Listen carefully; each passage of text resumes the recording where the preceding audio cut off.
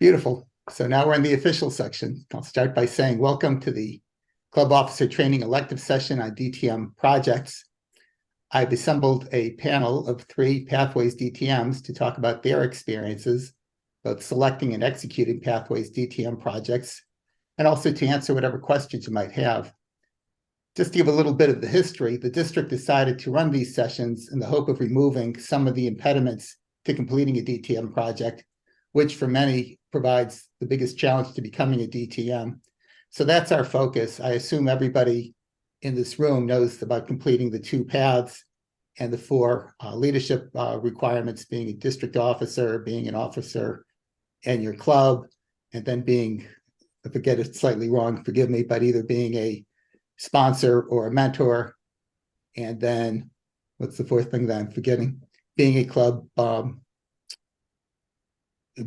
sponsor or youth leadership, I think, is one of the requirements, and then being a mentor or a coach. So that stuff I'm not worried about. The stuff, because that's pretty self-explanatory. There's plenty of materials. What I'm focused on is doing the DTM project, where you'll see in the toolkit, there's a manual that talks about what you go through to do it. But the thing that you don't really get very much information on is, what would be a good project? How do I think about doing it? What sort of things are going to go wrong as I try to do the project? So that's the sort of stuff that I try to include in the toolkit. I try to include in the interviews I have with the various Pathways DTMs, and I'm trying to include in these sessions as well. So the actual link to it is very easy to find. Once you get on the website for District 31, it's a pretty big block. You'll see it. You just click on it. It'll take you directly there. And you'll see in it questionnaires answered by all but 2 of the current Pathways DTMs, where they talk about their projects, what issues arose, all the sorts of questions you might be thinking about for yourself. The project manual I already mentioned to you, published by Toastmasters. We have a list of projects, and I'm hoping to add to it, that district leadership has looked at and said they would like to see completed that could qualify as DTM projects. I mentioned we have interviews on video with 6 of the Pathways DTMs right now. I'm going to add another 2 in December, and hopefully after the first of the year, I'll try to add some more. And that's what we'll be talking about. So in future sessions, you will see both this session repeated with a different panel. You'll also see press sessions on doing a lessons learned session, which applies to the DTM project. It also applies to some leadership projects. So, for example, several years ago, I was responsible for a triple area speech contest. I did that as a leadership project under Pathways and ended up doing a lessons learned afterwards, which, in addition to learning something about how I did on that project, I also learned something about doing a lessons learned session. I think most people who've done one lessons learned have things they can tell you about from that experience, stuff they wish they had known when they started the project. The group is pretty small, so if you have a question at any point, and you can find a point where it looks like it's polite to interrupt, feel free to interrupt. If not, you can see VJ is showing the correct protocol, also showing a raised hand. VJ, would you raising the hand as demonstration, or did you have a question? I have a question. I thought you mentioned that YLP is a DTM project. Is YLP a DTM project? I'm having trouble hearing what you're saying. You said you thought you heard me say something about DTM project? Yeah, let me.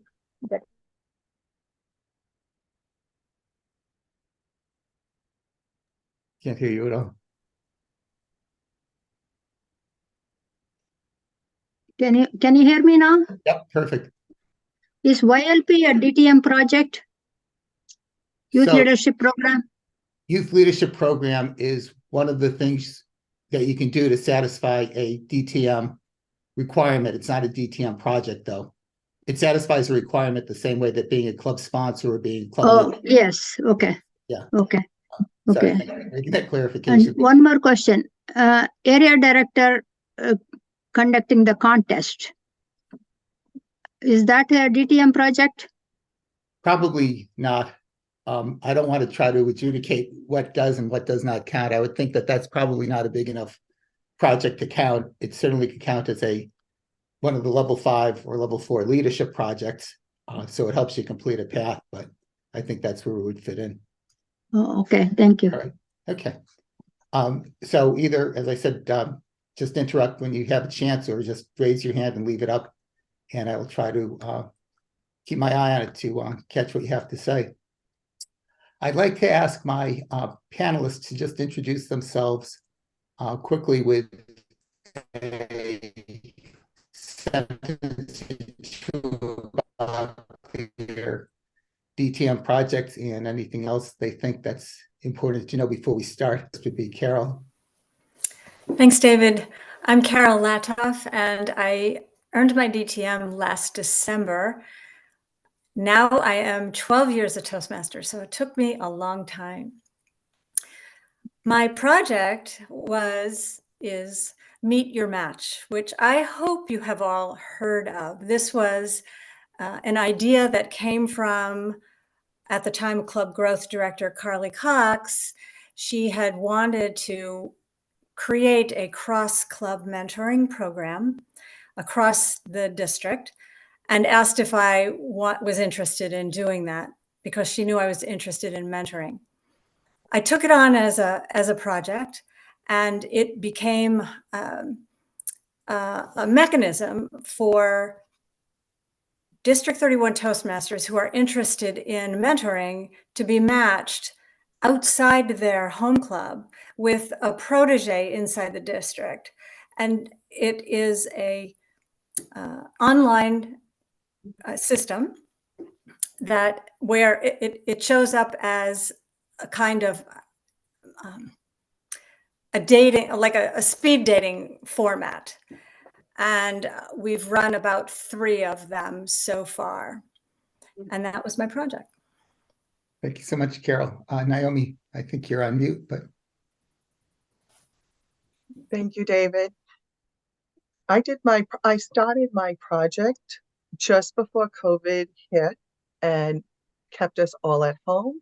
So my project took on a longer time than I had anticipated. I was able to complete my project in the spring of 2021. And what I did was I partnered with Day One, which is an organization in Providence who deal with sexually abused people. And they do a lot of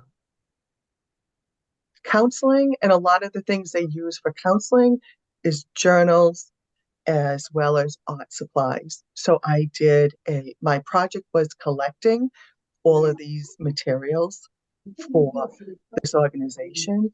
And because of COVID, they were closed down. I couldn't get into their building, but I was able to access them through the Sojourn House in Providence, which is an abused women's shelter. And I got to tell you, it's something that was very passionate to me. And I suggest that whatever your project is, like, let it be your passion, because it will take a while, and it will feel 10 times better to be able to do 2 things at the same time, achieve your goal and help where you want to help in the community or in the district. Thank you, Naomi. Anna. Thanks, David. I love that we all took very different approaches to our projects. My project was one that I had to do for work, and I decided that since I had to do it anyways, it would be an opportunity to fold it into a DTM project. It was at an organization that I worked at a few years ago. It was a Montessori school. I was the director of development there, and they hadn't done an annual report in many years. There was a new person that was in charge of the school at that time, and it was an opportunity to get a lot of different components together to create this annual report. So I led that team, and I started that process, and that became not only a project that I did for work, but also became my DTM project. Perfect. Thank you, Anna. Just to pick up on something Anna said about the diversity of the projects, starting with Carol, we had a project that was done for the district. When we go to Naomi, she was doing a project that was for a charity, for a community organization that was doing good for the community. And with Anna doing something for work. I can imagine that there's other targets you might be able to do a DTM project for, but I think between the three of them, they cover a fair amount of the ground of potential sources of projects. So I think they're interesting for a number of reasons, but that's certainly one of them. So just to get a sense of who's in the audience, show of hands, how many of you are already working on a DTM project? Okay, good. So nobody's made any mistakes yet. That's good to hear. How many of you are within a month or two of starting one? Do you expect to start one soon? Okay, so we have John, which Jesse mentioned that was one reason to make sure he got into the room so he would know. I like what he says in chat. I hope so. God willing, I guess, is always the answer for everything. So the rest of you, I assume, have some interest in becoming a DTM or you wouldn't be here.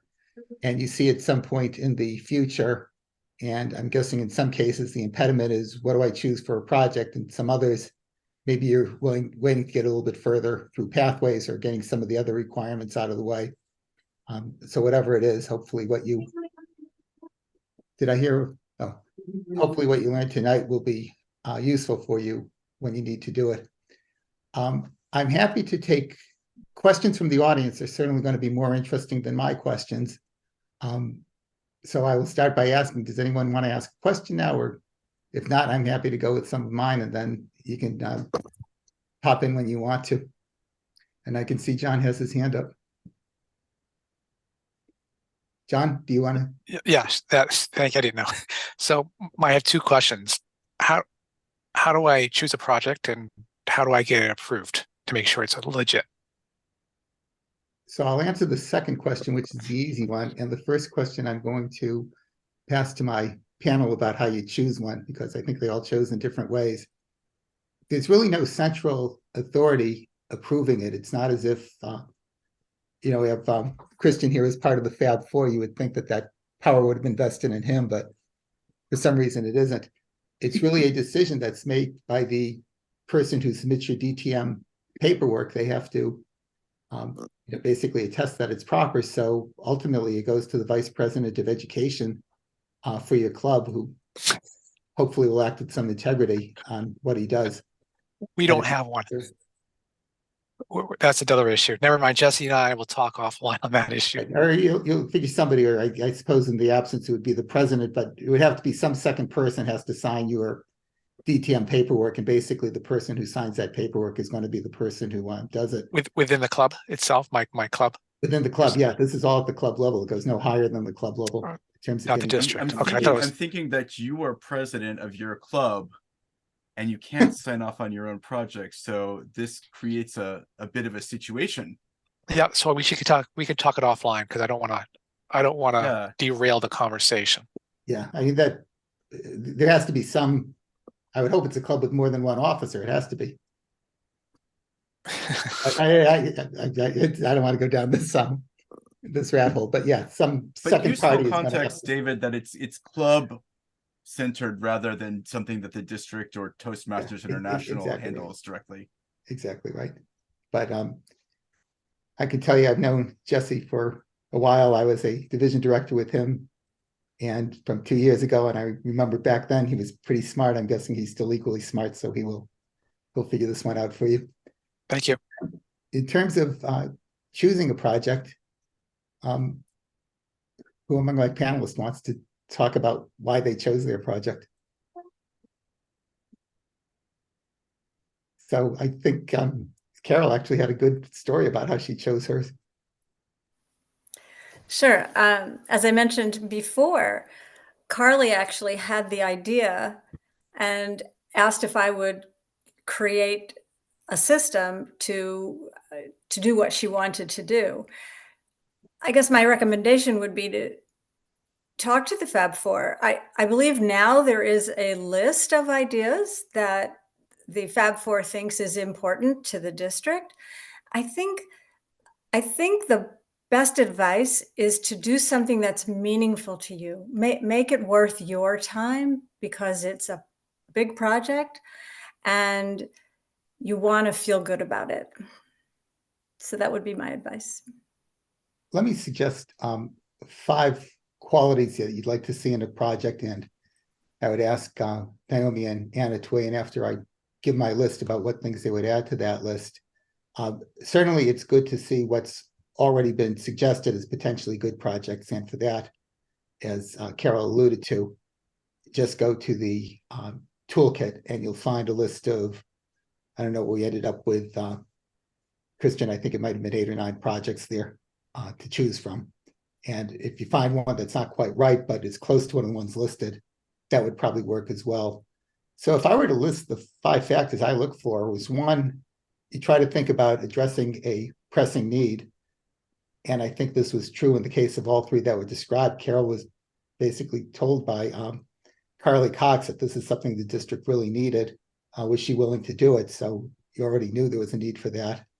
In the case of Naomi, this was a situation with, women who didn't have permanent housing, were living in shelters, had to have something to keep up their spirits and the spirits of the kids. So I'll leave it to you about whether you think that's a pretty pressing need. It seems to me that's pretty compelling. And of course, in the case of Anna, it was compelling because her company told her it was compelling, and they were the ones who were giving her a paycheck every 2 weeks. Next thing, which I don't think is on a lot of people's lists, but it's on mine, is try to pick a project that's going to help you gain a greater mastery over a set of skills that the project requires. So in my case, I do not like talking on Zoom. I don't like having to do things on Zoom. So this project was ideal for me because there's a number of things I have to do on Zoom in order to get this project done. And it's an area where I have the greatest potential to grow my mastery because I'm starting from such a low base. And that was one of the things that was good about this project for me. Third thing, and I think this is something that Naomi alluded to, it's important to have passion for the project because usually it takes several months at least to get through a DTM project. And it's going to feel like a second job if you don't really care about what you're doing and you're just trying to check the boxes. So there's plenty of stuff that you should be able to find that you would feel passionate about, often for a particular social cause or for a charity, but whatever it happens to be. The next is think of a project where you have an ability to define and limit its scope properly. So in the case of Carol, she has a project that in theory goes on indefinitely because there's always a need to match sponsors with mentors, with mentors with proteges. So you have to kind of figure out, how do I put some bounds around this project so I can state a completion time? And then the last thing is, and this is explicitly required under the project, that there's a leadership component to it, but you shouldn't think of this as a box to check. You should think of this as an opportunity. And often the leadership is working with a group of people and trying to control them to help you along, either by showing up as a panelist for me tonight, which Anna and Carol and Naomi are graciously doing tonight, or something else. So those are my 5, but if anybody either on the panel or anybody in the audience has any suggestions about to add to that list, I can see Jesse has his hand up, so maybe he has a suggestion. Naomi, do you want to share any thoughts before I had some as well? Oh no, I'll let you go first. Thanks. I want to mention 2 things. So first off, I know that for those of you who haven't thought about a DTM project yet, I think some of the words we're using about it being really big and really, it might sound a little scary. So I just want to reassure you that it doesn't have to be scary.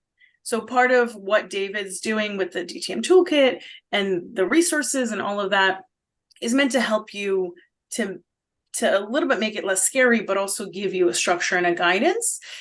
And also you're not left on your own. So in Pathways, just like you go through level 1 through 5, you get a project that's called the Distinguished Toastmaster that helps walk you through, just like you do in every other project, and piece by piece starts to help you figure out what to do, how to do it.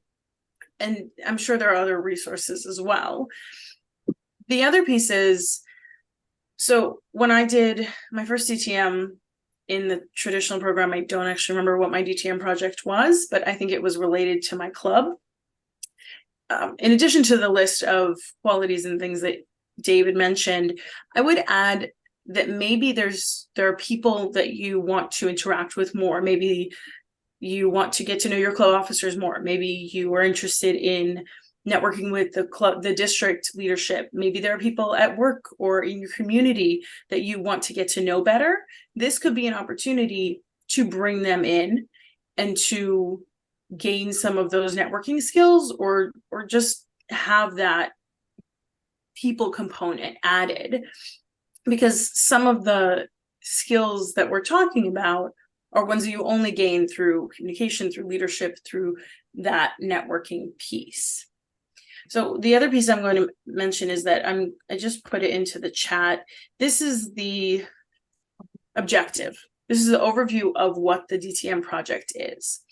Hopefully this doesn't scare you more. I think it helps maybe clarify a little bit of what we're talking about and what it is that you need to do. Plan and complete a project. It says the benefits an organization. It could be that organization could be your club. It could be the district. It could be the company you work for. It could be an organization like the nonprofit that Naomi was talking about. Organization is very broad in that sense. You develop a team, you have a plan, you deliver a speech, you do the project, you give another speech. So hopefully that helps. I just don't want you to be scared by it. I just want to jump on to what Anna was saying. Also, just like an HPL, a high performance leadership project, you form a committee that is your sounding board. And I have to tell you, when the world shut down, I had already talked to different clubs. I had talked in front of my church congregation about my project. And it became, well, now I can't see these people. What am I going to do? And I had to go to my people that I had put together to help guide me through this, and come up with some brainstorming ideas of what can I do? How can I continue with this? Do I have to scrap it and start over? And Amazon has that great ability to create a wish list. And I set that up, and I set it up so it would come to me. I gave people my home address and said, you can drop things off at my front porch. And it was just, I need to switch direction.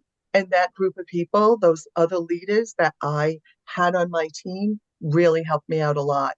And I think that's really important, that when you choose that team, you want to choose people who can help you brainstorm and work through obstacles and problems.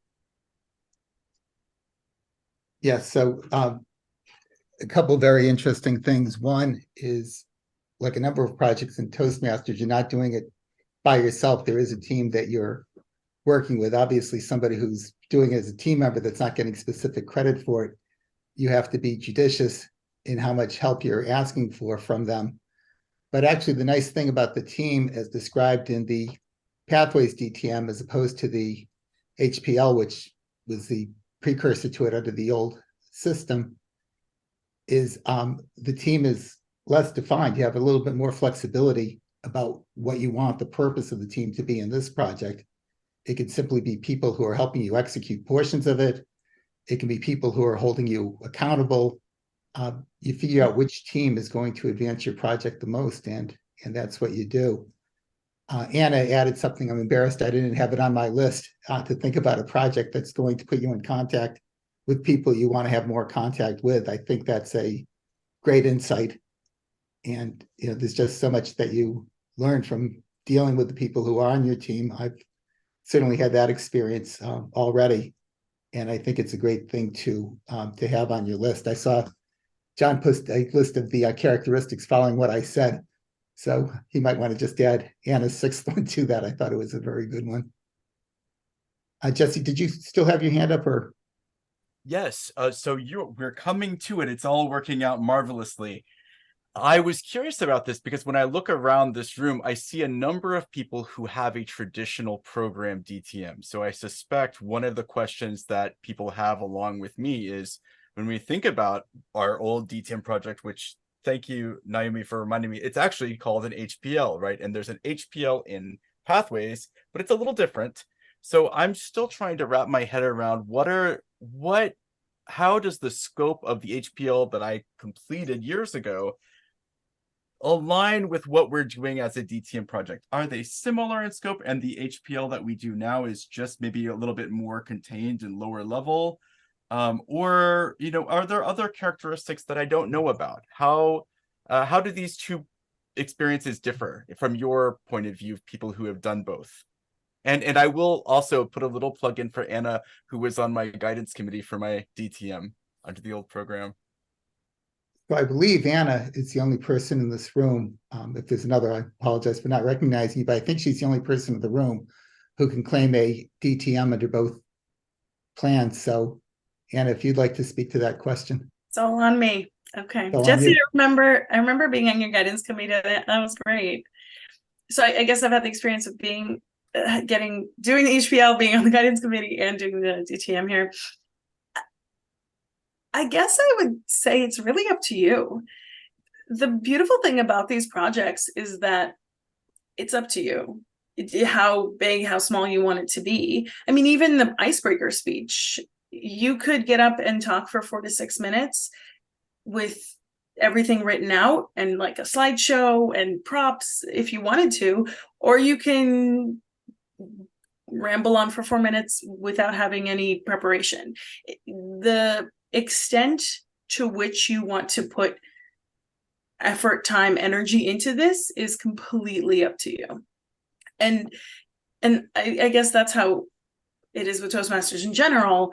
But as I've always said to people in the organization, you only get out of it what you put into it.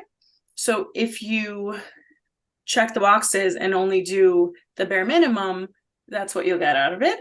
And if you put the effort and the time and the energy in, then you'll get that out of it. And I think, as you heard from Naomi and from Carol, that sounds a lot more fulfilling. So it really is up to you.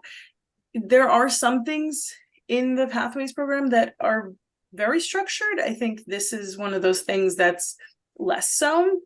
And I don't know if I would compare it exactly to kind of the traditional HPL version. Even that, you had a guidance committee and it was a little bit different. But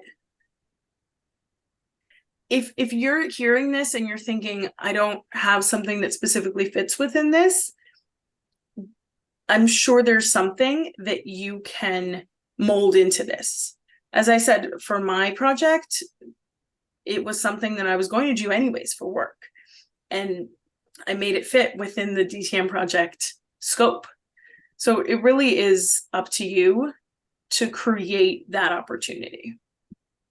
As a person who often doesn't give speeches because he would rather give a better speech for this topic, or a person who hasn't completed advanced mentoring because he didn't quite get the 2 hours in with the protege, that's almost worse to hear, because it means that I might be like deliberating forever on this. But I will say that as I think about what you said, seeing examples of projects that have been successfully completed is very helpful for me when I think about how I'd like to choose the scope of this project. So thank you to all of you panelists for coming in and for people building the toolbox. And I'm looking forward to seeing other examples of where this could go in different formats.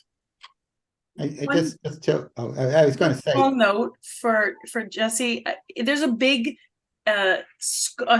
range between I checked the box and I didn't do much to it was 100% perfect and it did everything that I was supposed to do and then some.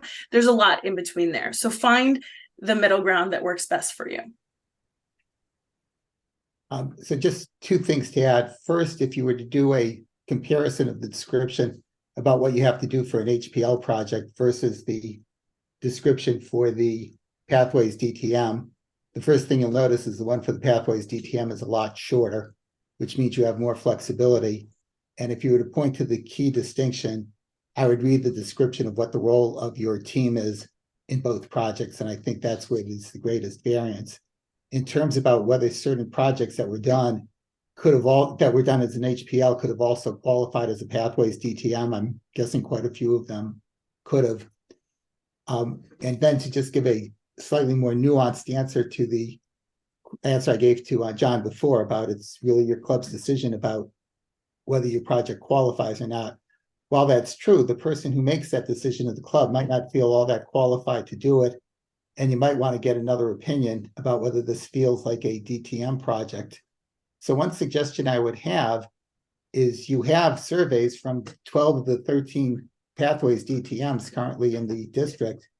All of the people who did that said they're willing to connect. I don't want to say have a long conversation or become a mentor for, but at least connect with anybody who wants to reach them. And if you look at the surveys that they filled out in the toolbox, they'll give you contact information.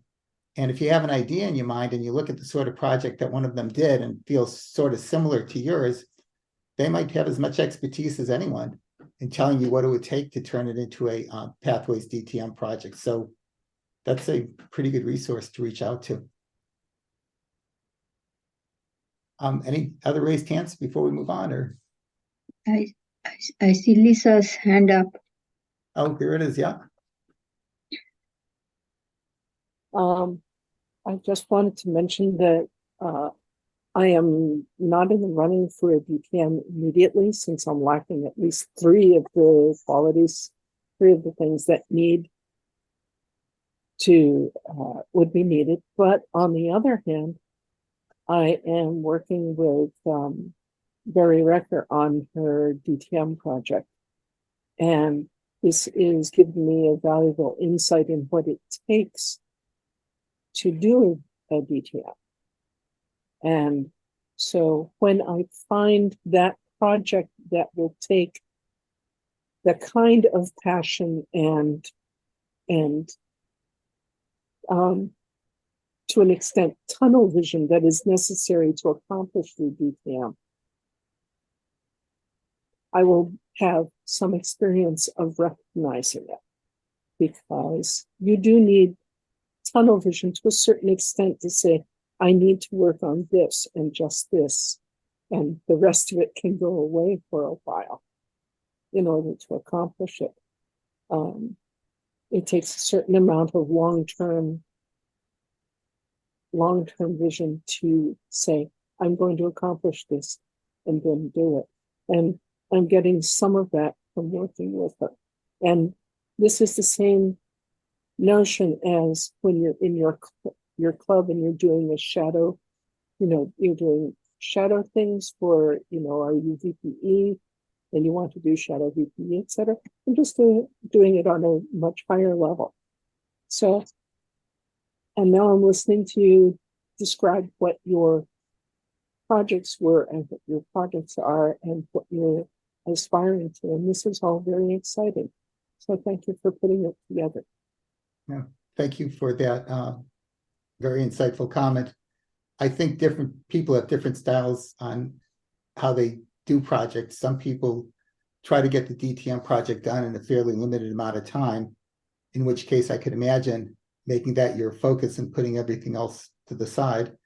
On the other hand, there's people who say, if it takes me 15 months to do the project, fine, in which case, as they're doing the project, they might also be doing speeches or other things. And I don't want to suggest one style is better than another. Certain styles work for some people and others for other people. I have a question for Carol, but it looks like she had a question or comment to make also, so I'm going to give her first choice to give her comment first.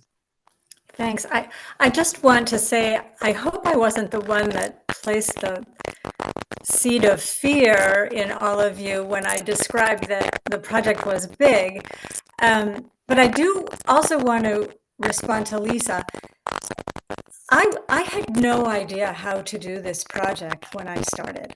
I was clueless. It was a lot of thinking, and I thought that I had to have an idea about how to get to the goal, before the first meeting with my team. By the way, I did not know anybody on my team, and VJ Carol, was I'm part of gonna- my team. I'm going to interrupt you for a second. There's a scratchy sound coming over the audio. Oh, Yeah. I don't know what that is. Okay. Is it still scratchy? Yeah, We can hear you, so if Yeah. you can't fix it, it's fine. But if you can think of it, maybe you have another technology nearby, a phone or something. yeah, that's all right. Don't worry about it. Oh, maybe that's it. I'll turn that off. Sorry.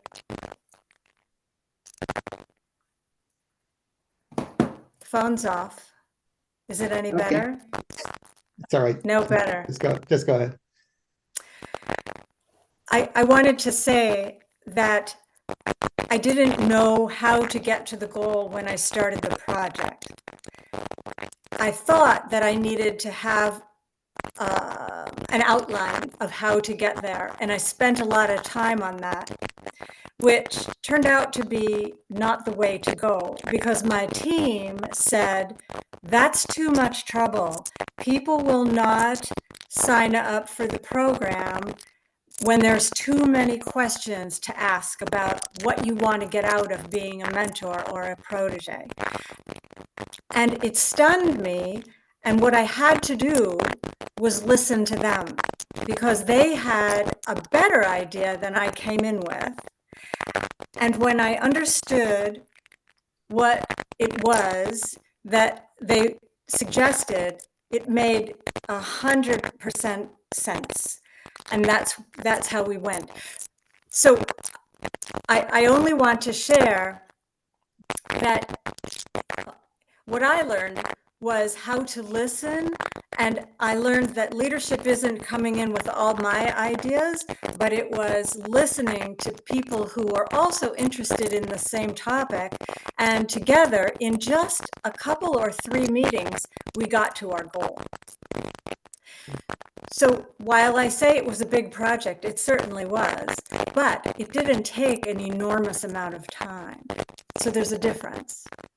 That's what I wanted to share. Thanks, David. Can you just also add couple more sentences about that, about the experience of walking in with a plan about how you were going to do it, how you were going to set it up as a, what did you originally describe it as, a dating service, and it turned into something a little different? I thought that was Speed very dating. interesting. Great. If you could describe. Oh, you want me to share more? How you made that. Right. Originally, I thought that me, as the leader of the project, was going to be making these matches like a matchmaker. What we decided to do, which is much easier to administer and had a much better chance of success, was to let the mentors and the proteges choose each other. Yes. So that we became an introduction service, not a matching program.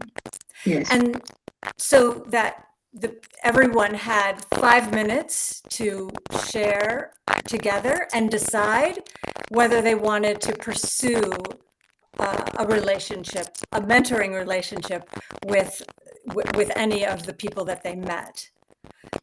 I was going to say, what I like about this story is you can walk into the project with a particular idea, and that's good. You should have some structure walking in, but then conversations with your team, and again, the point about having a good team, can make you think that maybe you didn't have the best idea, there was a better one there, and to try to maintain the flexibility of mindset that you're willing to walk away, even though we all fall in love with our ideas, the ability to be able to walk away from your idea when you hear a better idea that's going to get you to the end point that you think is the desirable end point.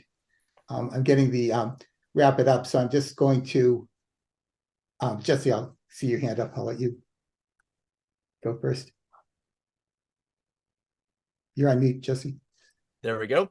Maybe this is a good way to end. 2 process-oriented questions. It sounds like, unlike the HPL, I think people think is that they have to have the project with an idea, and you just create the group first and then brainstorm a project together. It sounds like it's good to have a concept for this project, for the DTM. And the other question is very straightforward.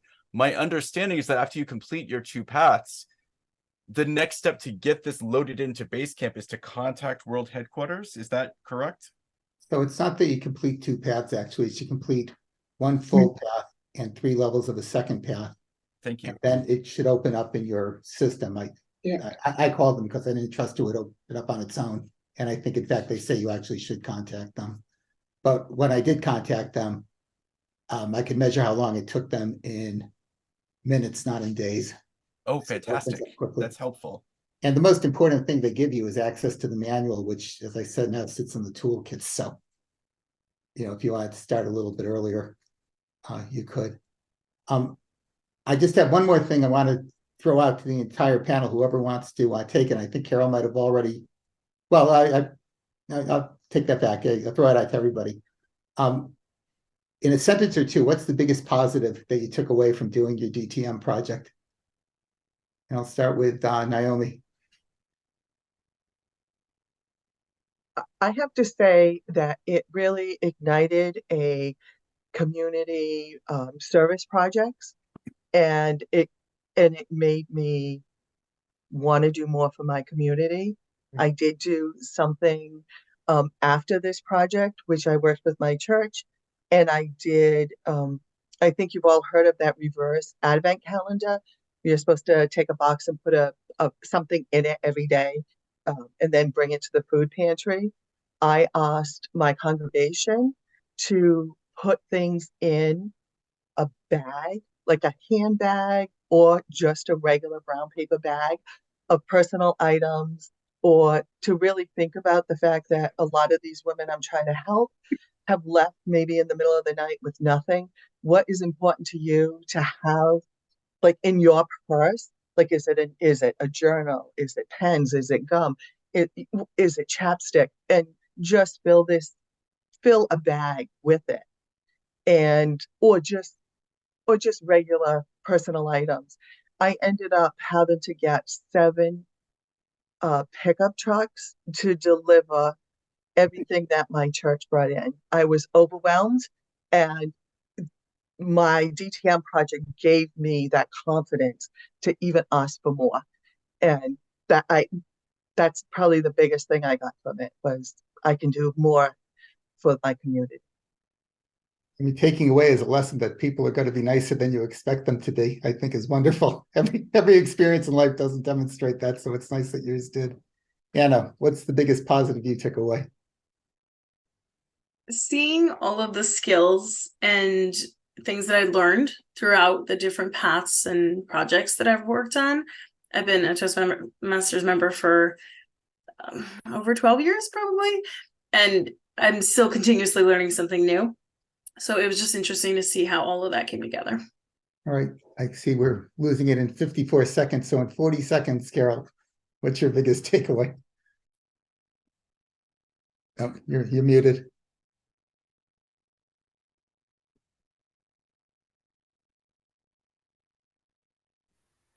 I love growth and development, and bringing people together so that they can grow and develop together, one supporting the other, was just a blessing for me. Wonderful. So I think we're going to shut out very quickly. If anybody has a quick closing thought they want to toss in. Otherwise, I just want to thank my panelists.